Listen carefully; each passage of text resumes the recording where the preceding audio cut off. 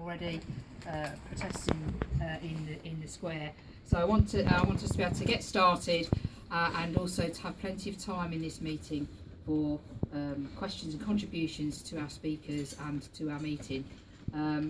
The format of the meeting is going to be, I hope this is okay with everybody, that Hitch is going to speak for about 10 minutes, and I'll introduce people just before they speak, and then Maz, and then Tom's going to sum up a little bit at the end. But in between that, we will have, we want to leave as maximum amount of time for people to be able to speak and to be able to make their contribution. My name is Sheena. I'm the Divisional Secretary of Nottingham City NUT, and if there's a lot of us here, so if when I'm doing the questions and stuff, people can just indicate by raising their hands, and I will call you by the colour of your jumper or any other distinguishing feature that I can see, so you'll be able to tell that it's you I'm talking to. So first of all, is that acceptable to everybody? Is that okay? Yeah. Okay. The first thing then that I would like to do is to introduce Hicham Yezza. He is the founding member of the Nottingham Student Peace Movement back in 2003. He's currently the editor-in-chief of a magazine called Ceasefire Magazine, which I recommend that you Google and have a look at, which has been built out of that anti-war movement and peace movement from 2003. He also contributes to The Guardian and many other publications. He is therefore a local person and somebody who regularly has contributed to the local anti-war and peace movements. So I'd like to introduce Hitch. Thank you. Thank you, Sheena, and thank you to everyone who's come today, especially people who are both local people and people who are from the region, my Syrian, Iraqi, Kurdish comrades and friends, brothers and sisters. I'm not very loud, so if my voice dips and you can't hear me, just sort of wave frantically and I'll try and raise it again.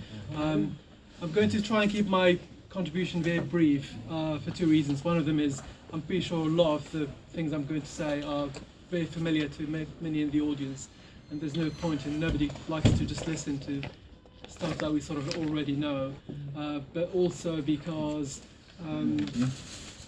I think that the most important thing for us right now is to talk about what it is we can do going forward, rather than talk about what is wrong about what happened already.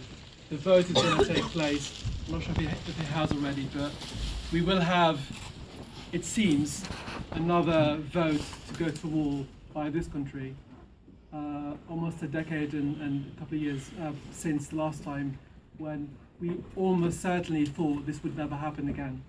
And this meeting here, and I've spoken in dozens and dozens of meetings in those years and since, is in a way sadly familiar, because I remember back in those years, in 2002 and 2003, especially when I was a member of the Nottingham Student Peace Movement, how angry we were that we were not listened to. And a lot of us have spent the past 10 years trying to think of what it is that we didn't do, how could it be that with 2 million people in the streets of London and so many more in the streets of other cities in this country and elsewhere, this was not enough to stop the war. And one of the conclusions that we, at least myself, sort of made was that this is because we didn't maybe use our strength and our tools and our strategic sort of assets in a very smart way. We didn't put pressure in the right way. And what I mean by this is we didn't put as much pressure on MPs directly as we had done on, say, Tony Blair, in terms of our public expression of anger, which meant that a lot of MPs essentially felt very comfortable voting for the war. 412 MPs voted for the Iraq war, and very few of them suffered any consequences. In fact, if you ask their constituents who voted for them in 2005 how they voted, a lot of them didn't know how their MP voted. There was not this idea that the MPs had anything to do with it. It was just Tony Blair, Tony Blair, Tony Blair. Of course, Tony Blair is a war criminal. He has to be taken into account. So it's not about removing his responsibility. It's about trying to talk about the practicalities. We have seen a massive change since then to today. There was a lot of pressure directly to MPs, and it's been really funny seeing how many of them are just waking up to this new thing where their constituents are essentially taken into account. When corporations and corporate interests try and put pressure on them, they call it lobbying. When their own constituents do it, they call it bullying, which is really, really funny. And I've spoken to a lot of MPs, and they've tried to tell me how they really have been convinced by the case that David Cameron has made. And I've told every single one of them, either you are not very bright or you're dishonest. There's no other way, because the case, even for those who actually believe in it and who think that it might be, keeping an open mind about it, there is no way anybody who's reasonable thinks that the case has been made. Now, I've been asked to focus on the media, and what I'd like to say are two things.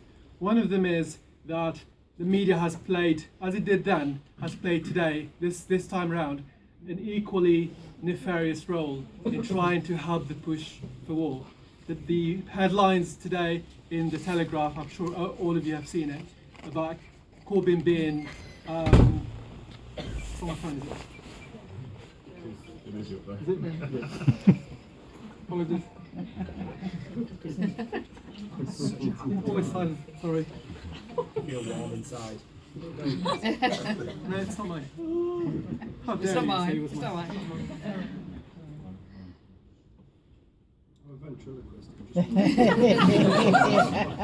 I'd like to emphasise it wasn't my phone, so I will find whoever it was. So I was saying the media, the role of the media has been equally nefarious. They haven't learned the lesson. They still think of themselves as essentially the mouthpieces of government, of power.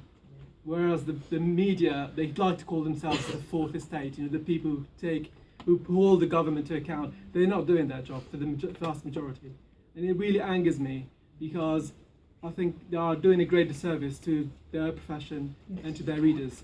And unless there's pressure from below, from readers, they will continue to do this, because it's a lot easier to write a story that goes with the grain, that essentially doesn't challenge the official narrative, than doing something that actually does say, hold on a second, Prime Minister, you're making this case, here's 10, 20, 100 questions about your case.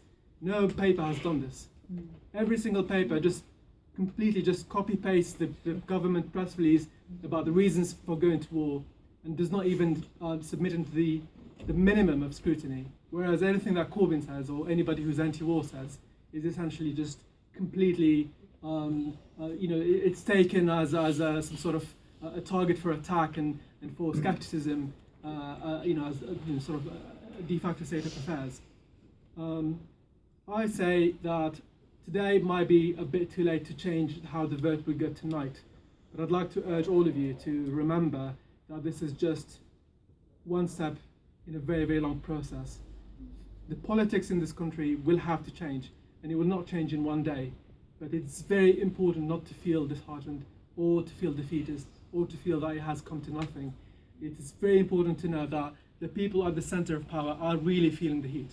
And yes, they might vote in a way that doesn't really chime with how the public feels, but it is important to remember that this is not something that is just finished and over with today.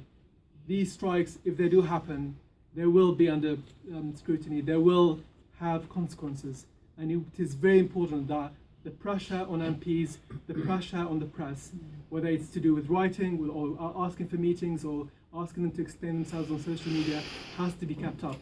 It's very important that we keep getting informed, we inform others, and we get everybody to do our roles as citizens, which is to say, hold people to account. In Nottingham, we have an MP, Chris Leslie, and I think Vernon Coker as well.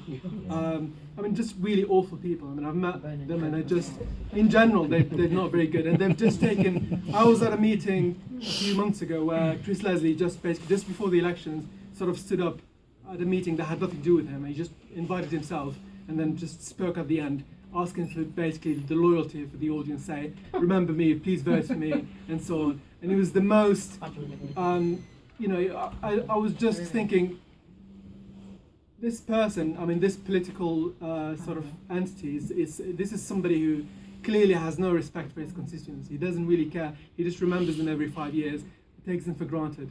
Unless this changes, these people will continue to vote according to their own interests rather than reflect how the people who put them in their positions of power feel. And unless we put the pressure on them and make them understand that what they're doing it's not reflecting what the people who put them in power is, then they will continue to do this. And we have to essentially learn the lessons, because if we don't, then people in Syria, in Iraq, in Kurdistan, in the region will continue to pay the price. And it is easy for people. I mean, people have all said, how can we be making the same mistake? We will keep doing the same mistakes if it's other people paying the price for them. This is why the people in Westminster keep talking about hard choices. It's not a hard choice for an MP in Westminster to vote to bomb people, to send people he's never met, to bomb other people he's never met, or she's never met. It's the easiest of decisions for these people. And they like to not only do something that is morally wrong, but take credit for the bravery that they had in taking this decision, which is doubly, it's just adding insult to injury.